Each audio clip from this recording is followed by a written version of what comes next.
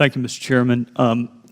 Director, I appreciate your service in a previous life, and I got to confess to you, I was surprised when you used the phrase political bannering in your opening.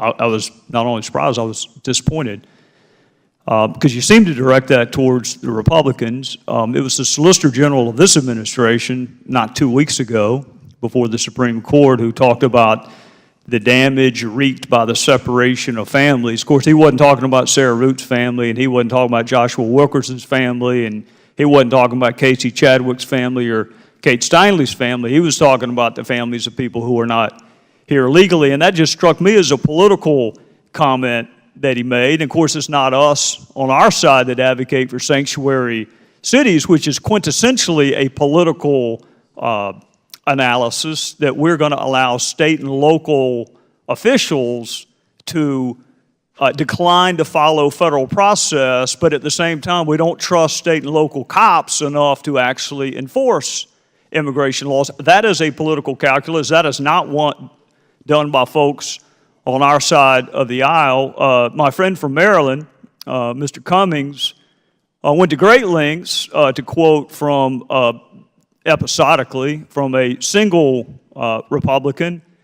I've never heard him quote Secretary Castro, who has come before committees of this Congress and advocated for citizenship for all 12 million aspiring Americans.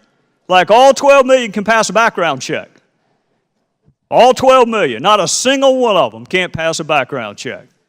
So if we're going to talk about political pandering, and if we're going to use your phrase, and you're the one who used it, I think we ought to at least acknowledge there's plenty of political pandering going on your side as well. Let me make myself very clear.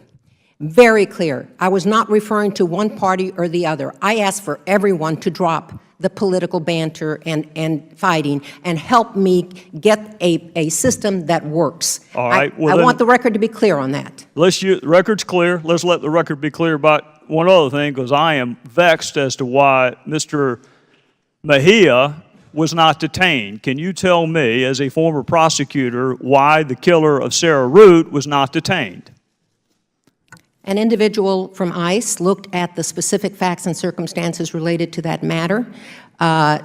This individual had no criminal convictions, previous criminal convictions, and made a determination based on his judgment that he did not need to be detained. And surely, you and I disagree with that? No. It's more than that you and I disagree with that.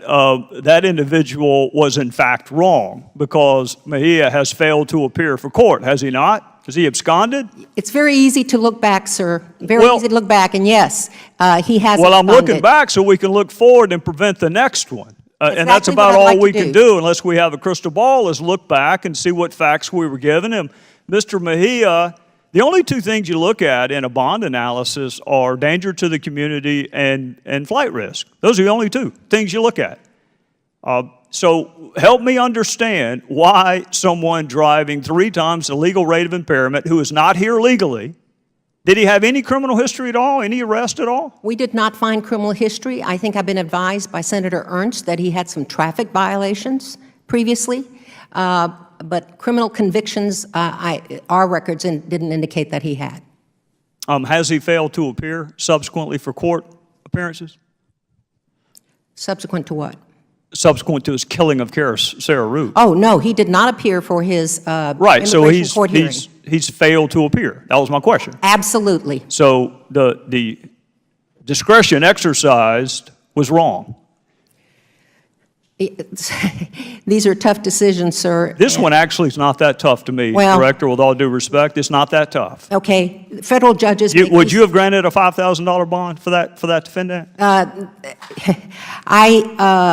I don't think the bond was set at $5,000. No, it was $50,000, which means he had to post $5,000. Yes. Would you have set that? I would not. If I were a judge of that state court, and I believe that was a judge of the state court system who made that decision. Another factor that the officer from ICE might have looked at in making his decision. I will tell you, judges, make tough decisions every day, and we can point to judges. I was on the receiving end of many of these as a prosecutor, asking for bond, asking for detention, and a federal judge said no, and later that person absconded. Unfortunately, it irks me every time, of course. Unfortunately, it happens a lot. Well, it does happen, and sometimes with tragic consequences. I'm out of time, so I will close up with this. I believe in a previous life, I'm sure you work with state and local law enforcement in addition to federal law enforcement. Absolutely. And it's always struck me as unusual that we trust state and local law enforcement with the enforcement of every category of crime. I'm sure you had them on some task forces, whether it be narcotics, whether it be human trafficking.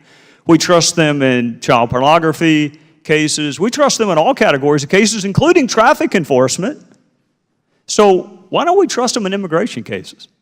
Well, we do actually. We have a 287G program that we enlist the help of local law enforcement in helping us with immigration enforcement. There are a number of jurisdictions, and I've asked our people to expand that program.